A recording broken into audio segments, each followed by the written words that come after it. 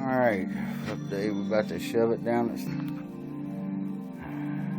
It's all pretty up there, ready to go in.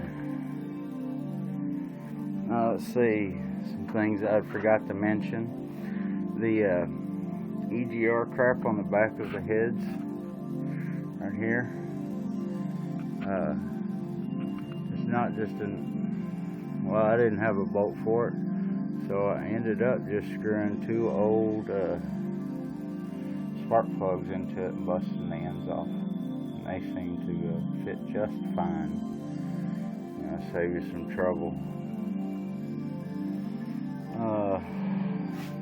Really nothing unexpected or unexplained.